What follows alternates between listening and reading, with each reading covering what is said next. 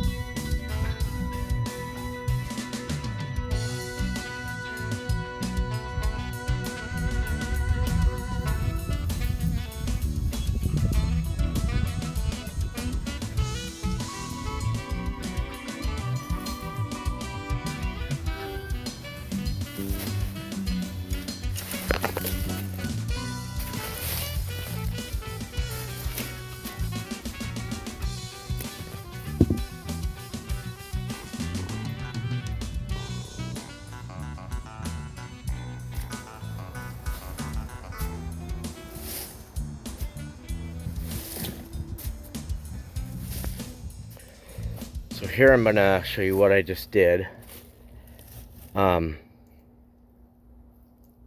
these 3 beds, which when I speak about it later and I do kind of the talk over the video, I'll get more in depth, but I thought I'd show you when covering this with leaves in the fall, winter, not chopping down a lot of the stuff. Some of the stuff I do chop, especially if there was bugs. It'll go in a hot compost pile, which turns cold in the winter, but it will heat up here very shortly as soon as I mow the lawn once and stir it up. But here's what I was showing you. There's some thyme, the hairy vetch. I always put, if I have a vessel, I'll put something like this. This was a homemade sip self-watering plant system that I had made quite a while ago with a couple tubs. But anyway, I use it as kind of a mulch during the winter. I'll put some leaves and things and old potting soil from my wife's plants, like I kind of explained last year. And I'll use this to cover it, and it has its own little ecosystem in there, a little microclimate. I'll find all kinds of worms and millipedes and stuff. So that's why that's in there, if you're asking. But here's what we've done to this bed. And don't mind my gnomes. If you get agitated easy at some of these little garden gnome guys, I thankfully accept them for birthday presents every year. So mostly from family, but friends. But here's all the leaves. These are all the leaves. I collect the leaves from all of the neighbors. I supply them with heavy bags in the fall. And right about this time every year, when they're done doing their final spring cleanup, they give them to me. And I will keep and recycle the bags if they're not tore up, and let them mold over the winter and stuff. So then whatever I can use, because there's 2 neighbors plus me that have plenty of trees.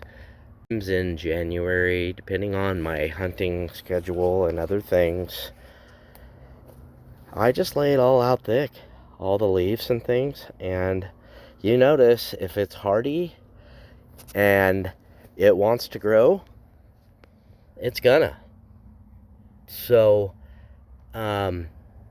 this is that time. This is all alive. I only picked that little piece. Plenty of clover.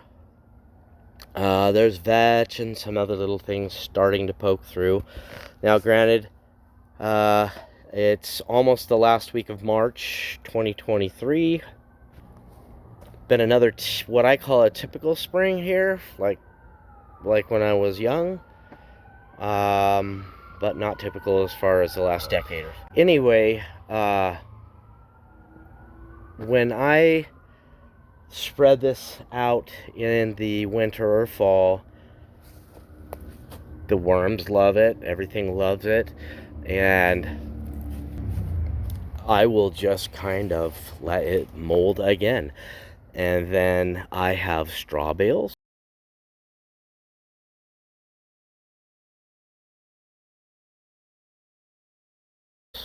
And when I am ready and I'm all done hardening off my seedlings, which we'll do in a while, because it's gonna snow again for the next 3 days, next week.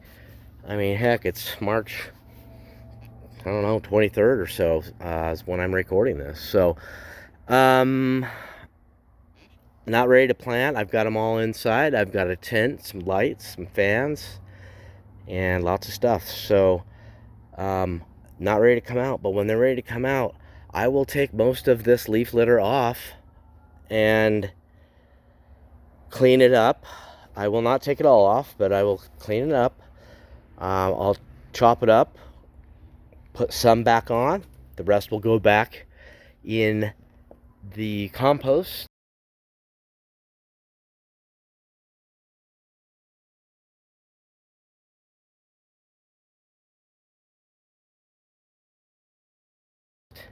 And, finish its life out there. I usually cover the soil with mostly straw when I plant the seedlings.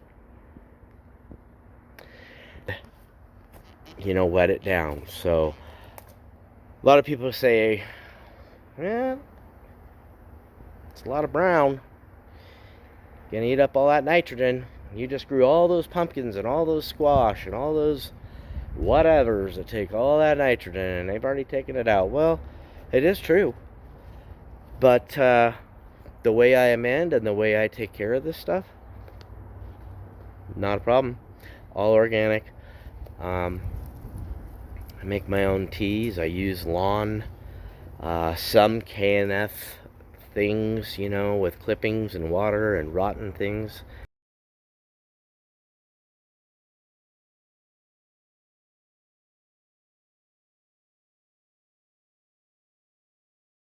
A lot of anaerobic, a lot of aerobic. I do all kinds of stuff. I kind of mix and match all kinds of things, whatever works. I am not, truthfully, always successful in everything, but I learn, I mark it down, I don't do it again. And I have a lovely wife, that helps me remember that kind of stuff. Because you know what? I'm going to be 50 in 2 weeks, roughly, and I can start using that excuse. Where has my mind gone? Anyway, here's this bed. This is the one we grew 2 different kinds of sugar pumpkins in last year on accident because we had a late freeze. Replanted. Half of it came back when I thought it was dead, but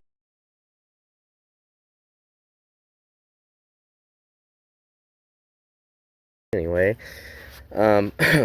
cucumbers, butternut squash, tomatoes are always on the end, the sunny end. I have this nice tree here, and when the summer sun moves to its spot, these all get 3/4 of the day of sun, or about 8 hours of sun. And that's the one I grow corn in, or did grow last year, corn. And that was corn the year before, but I kind of switch it up as far as how big that tree gets. The power company comes and they chop half that tree down, like usually every 2 years.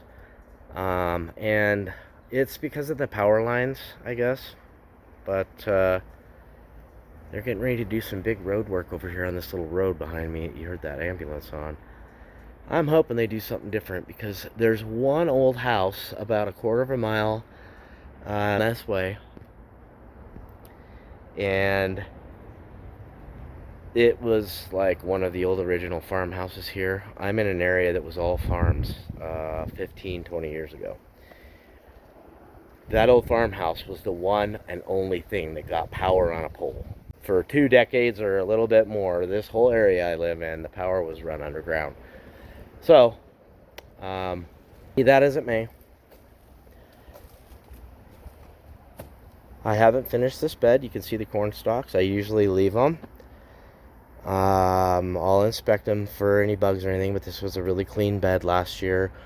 I actually composted this bed for 2 years and grew pumpkins in it 2 years ago. And the birds came in and they pooped the seeds of other things in other beds, like cucumbers and tomatoes and stuff. And then I had some cross-pollination with tomatoes, so this bed grew this little tiny tomato plant right here this year. And it was like black streaked red little cherry tomatoes. They were really good, but it only made a few because I made a giant mistake with the corn. I planted corn that said it's gonna grow 10 to 15 feet. Well, it did. But because I didn't do my due diligence and read the fine print, it was pencil cob corn. So I didn't want to do anything with it. I didn't want to cream corn. I didn't want to do any of that. So it actually worked out. My wife's heavily into Halloween, and we turned all of those corn cobs into decorations along with the pumpkins that I grew. So I'm going to get going on the rest of this. Here's the bed I was first working on. Business here. My wife shreds paper for her business. Also here. Allow her to, and I put shredded paper in these. Put shredded paper in these over the winter, and that's okay. These beds are organic. They're full of worms. That's okay. As you can see, organic. The tree goes in here. Chopped all the Christmas tree limbs off like I do every year. Chopped all the Christmas tree limbs off like I do every year. Sometimes I'll go bed to bed as mulch.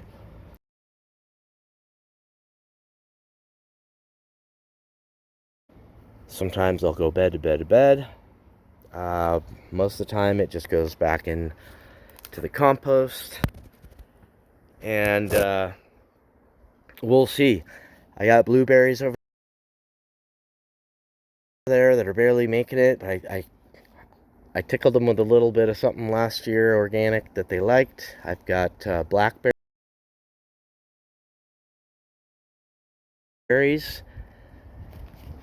And so I'm going to amend that soil with these pine boughs.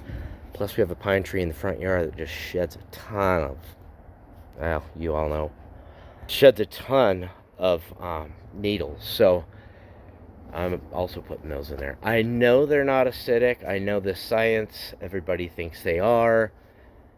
There is slight acidity to them when they're green. There always is some greens when I do this, so and that's okay. You know, I just do what I do. I take a little from everybody and try to make it work. This is only my second year, and a lot of people call me the master. So actually they call me Juan. You'll see why in a week or two. This comes off. This is my keep me warm in the winter. I call it my hunting beard, whatever. But during the summer, I don't rock this. But I do turn into Juan for a while. So thanks, guys. Send it back to the studio and let the editing happen. And thank you.